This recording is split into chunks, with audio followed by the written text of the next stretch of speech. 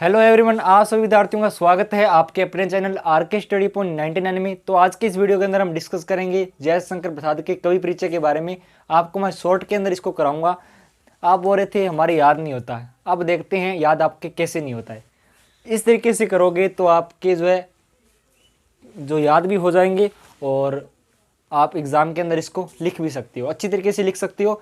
देखिए वीडियो जैसे देखोगे आप पूरा, जैसे ही वीडियो देखा, वीडियो देखने के बाद आप इसको बिना देखे लिख सकते हो। आपके वीडियो देखने के बाद ही आपके याद हो जाएगा, ये मैं गारंटी लेता हूँ 100%। देखिए अब इसका क्या तरीका याद करने का। पहले हम बात कर लेते हैं जयशंकर प्रसाद का जो जन्म है, तो 1889 के अंदर उनका जन्म हुआ था। उसके बाद है कि जन्म स्थान, अब जन्म स्थान हमें बताना है, तो जन्म स्थान उनका काशी है, ठीक है। काशी के अंदर है, और क्या कहाँ पे है, वाराणसी के अंदर है, ठीक है, वाराणसी। आपको इसको लिख लेना है इस तरीके से, और मैं आपको तरीका बता रहा हूँ कैसे करना है। उसके बाद देखिए पिता का नाम, अब जयशंकर भोलेनाथ भगवान है, देवता है, तो देखिए देवी प्रसाद, ये हो गया यहाँ पे देवी प्रसाद, ठीक है, देवी प्रसाद। उसके बाद है शिक्षा, तो शिक्षा उन्होंने घर पे ही की थी, तो आप लिख सकते हो शिक्षा घर पर ही। अगर आपको कुछ भी नहीं आता एग्जाम के अंदर, जैसे आपने याद करना है, आपको जैसे याद नहीं रहा है, तो आप इस तरीके से लिख सकते हो।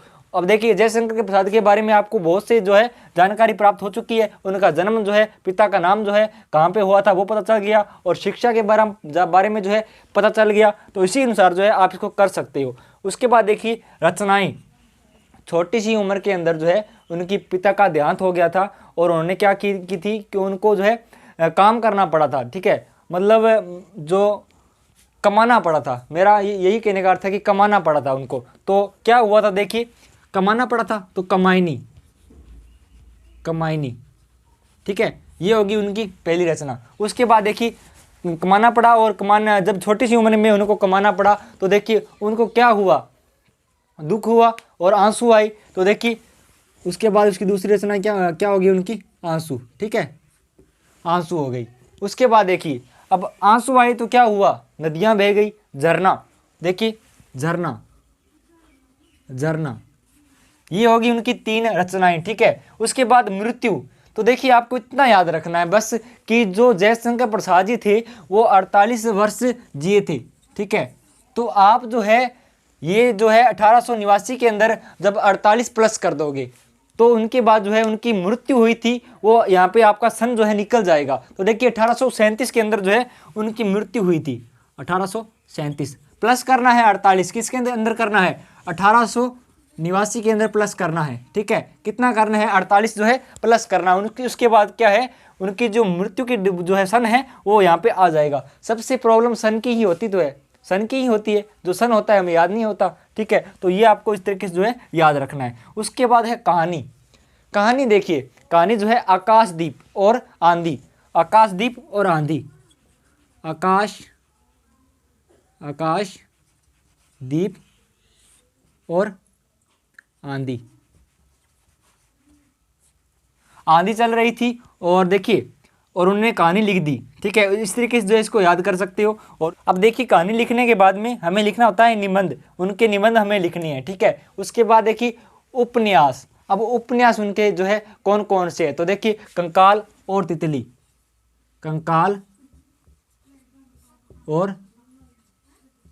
तितली, ठीक है।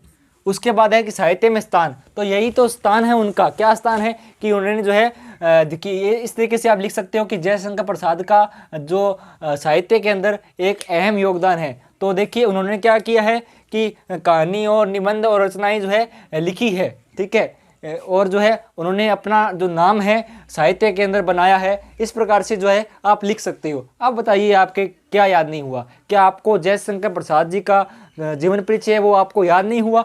एक बार फिर रिपीट कर रहा हूँ, उनका जीवन परिचय है 1889, ठीक है। जन्म स्थान काशी वाराणसी के अंदर। उसके बाद है कि पिता का नाम जयशंकर, मतलब देवता जयशंकर भोलेनाथ, तो देवी आपको याद रखना है, तो देवी प्रसाद आप इसको लिखना है आपको।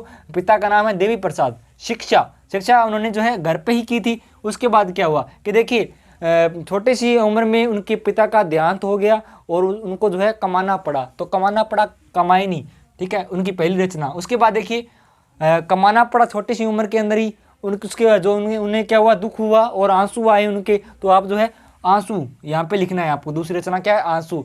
आंसू आए तो झरना बह गया, नदियाँ बह गई, बहुत रोए। देखिए तो ये आप यहाँ पे जो है इनकी तीसरी रचना जो है झरना। उसके बाद है कि मृत्यु। आपको मृत्यु में क्या करना है कि 1889 के अंदर क्या करना है, 48 प्लस करना है। उसके बाद जो है उनकी मृत्यु की जो डेट है वो यहाँ पे आ जाएगी। देखिए डेट क्या, सॉरी समझ आता हूँ आपसे, जो अपना सन है वो यहाँ पे आ जाएगा। देखिए सन 1837 के अंदर जो है उनकी मृत्यु हुई थी। कहानी आपको मैंने बता दी, ये आपको याद रखनी है, आंधी और आकाशदीप। उनके बाद उनका निबंध है, वहाँ पे लिखना है उपन्यास कंकाल और तितली। ये बहुत ज़्यादा इंपॉर्टेंट है, क्योंकि एग्जाम के अंदर से पूछ ले जाए कि जयशंकर प्रसाद के उपन्यास कौन कौन से हैं, तो कंकाल और तितली। ठीक है, इस तरीके से आपको जो है उनको लिखना है। साहित्य में स्थान, तो यही तो उनका स्थान है। उन्होंने जो है अपने साहित्य के अंदर जो है कहानी और निबंध रचनाएं लिखी है। इस तरीके से जो है आप लिख सकते हो। अब आप बताइए, याद नहीं हुआ आपके या हो गया? कमेंट में बताना है कि आपके याद हो गया या नहीं हुआ। अगर याद हो गया तो बोलना है जी हमारे याद हो गया। देखिए एक एक करके जो है हम सभी जो कवि परिचय है उनको कर लेंगे। ठीक है, अच्छी तरीके से याद कर लेंगे। जैसे आज इसको किया है वैसे ही हम जो है एक एक करके सभी को याद कर लेंगे। तो मिलेंगे नेक्स्ट वीडियो के अंदर। जय हिंद, वंदे मातरम।